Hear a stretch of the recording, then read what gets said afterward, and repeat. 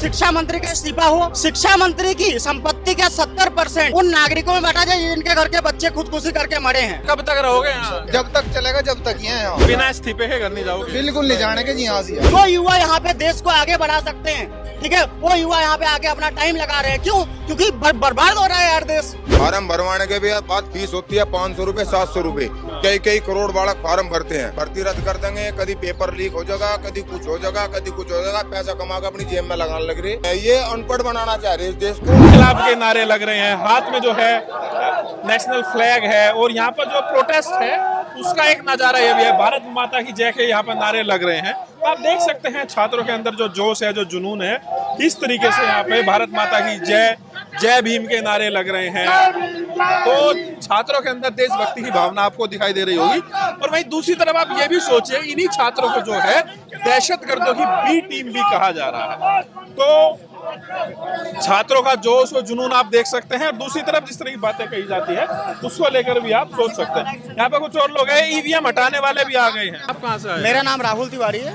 मैं चांदनी चौक विधानसभा से एमएलए का चुनाव लड़ चुका हूँ 2025 में। लेकिन यहाँ तो जो मुद्दा है वो है जैन जी का। तो जैन जी आए हैं, वो कह रहे हैं कि भाई सरकार का इस्तीफा होना चाहिए, धर्मेंद्र प्रधान। तो देखो धर्मेंद्र आप लेकर आए हैं ईवीएम। ईवीएम कहाँ से आ गया? ये देखो नीचे पढ़ो, वोट वापसी मंत्री कानून। देखो, जब ईवीएम के वीवीपैट में काला कांच और लाइट सेंसर लगा है और उसमें जो प्रोग्राम डाला जाता है 14 दिन पहले, अगर उस प्रोग्राम के वजह से और काले कांच और लाइट सेंसर वाली ईवीएम की मदद से आप कह रहे हैं ईवीएम में गड़बड़ी होती है? अगर मेरी बात सुनोगे आप, तो अगर नेता लोग, अगर प्रधानमंत्री मुख्यमंत्री देश में ये काले कांच वाले ईवीएम से प्रोग्राम के द्वारा अगर चुने जाते हैं तो लोग देश की समस्या के समाधान करने में रुचि क्यों लेंगे? अगर 500 करोड़ दे के अगर मैं शिक्षा मंत्री बन जाऊं तो मैं 5000 करोड़ कमाने के लिए काम करूंगा ना। अब तो आप ये बताइए, आप कह रहे हैं कि ईवीएम में गड़बड़ी होती है, ये तो है आपका मोटा मोटी। होती नहीं है, मैंने नहीं बोला, हो सकती है। एक जो प्रोग्रामर प्रोग्राम लिखते हैं, उन प्रोग्रामरों की मदद से, केवल 10 लोगों की मदद से देश में 100 करोड़ में से 30 करोड़ वोट चोरी किया जा सकता है। आप कह रहे हो सकता है, ऐसा हुआ तो नहीं है? ऐसा कोई सबूत आज तक मिला नहीं। इलेक्शन कोई इस तरीके से कोई साबित कर पाए। इलेक्शन कमीशन मशीन नहीं देता है। जब वो मशीन ईवीएम हटाओ सेना को देगा तो हम उसमें प्रूफ कर देंगे। इसमें हमारी मांग क्या है कि शिक्षा मंत्री का इस्तीफा हो, शिक्षा मंत्री की संपत्ति का 70% उन नागरिकों में बांटा जाए जिनके घर के बच्चे खुदकुशी करके मरे हैं।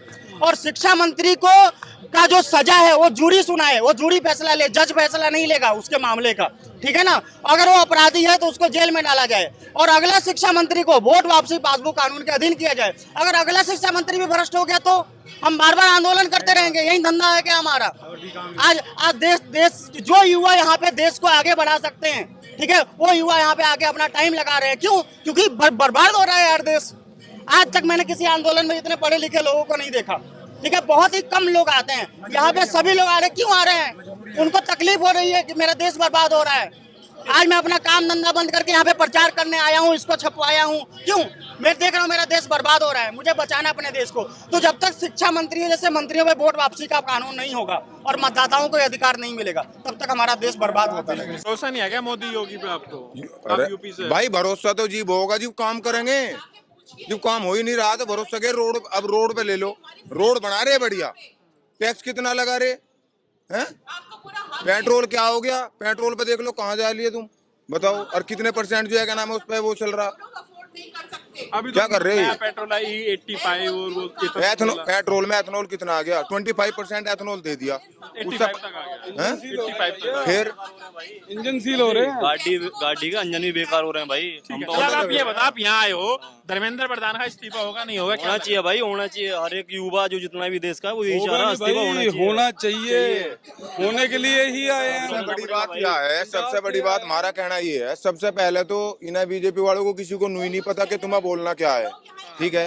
एक रिपोर्टर ने ये बात कही है, मुजफ्फरनगर के पूर्व सांसद है संजीव बालियान जी हैं, उनसे ये पूछा गया कि जो कोकरोच जनता पार्टी की वहाँ पे धरना चल रहा है उनका क्या है, क्या लगा? वे तो पता नहीं कौन है, वे तो पता नहीं कौन है, परसों की न्यूज है। वे तो पता नहीं कौन है, कहाँ से आए हैं। अरे कहाँ से ना आए, हमारे एक पाँव तो आया पाकिस्तान से, एक आया हमारा अमेरिका से, खोपड़ी हमारी कहीं और था, बांग्लादेश से। हम तो विदेशी हैं, SIR में चेक कर लो ना। धर्मेंद्र प्रधान कह रहे हैं कि ये SIR में चेक करो, 2011 की मैं करो, उससे पहले की मैं करो, हमारे माँ बाप को चेक करो, हमारे खानदान को चेक करो ना, पता लग जाएगा। दहशतगर्दों की बी टीम कह रहे हैं। दूसरा मुद्दा अरे बी टीम हो तो ये पता ही है, कुछ भी कह सके, हम तो आतंकवादी भी है इनकी नजरों में, वो छोड़ दो आप, ठीक है। 2020 में जब किसान का आंदोलन चल रहा था, वे आंदोलनकारी थे और वे आतंकवादी भी थे नहीं थे, टोटल मीडिया जानता है। इनकी बात तो वो नहीं कहना का, ठीक है, ये हमारे लिए कुछ भी कह लो, इनके कहने तो कुछ नहीं होने का।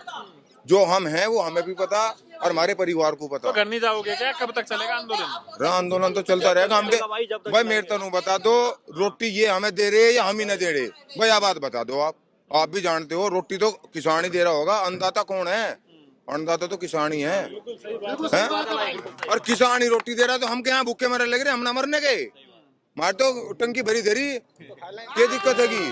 तो घर नहीं जाओगे? आंदोलन अरे नहीं, घर के करेंगे जाके, ऐसे वहाँ पड़े ऐसे यहाँ पड़े, हमारा कुछ नहीं, ऐसे यहाँ पड़े और ऐसे घर पड़े, ऐसे आगे जेल में घेर देंगे, वहाँ भी ऐसे पड़े हम तो, हमें नहीं कोई तैयारी दिक्कत है पूरी? हाँ, अरे कोई दिक्कत ना, जुकर इनके जिम्मावे आप कर कहाँ से हो भाई साहब? यूपी मुजफ्फरनगर। मुजफ्फरनगर ये तो मेरा भाई है। तो कब तक रहोगे यहाँ? जब तक चलेगा जब तक ही है यहाँ।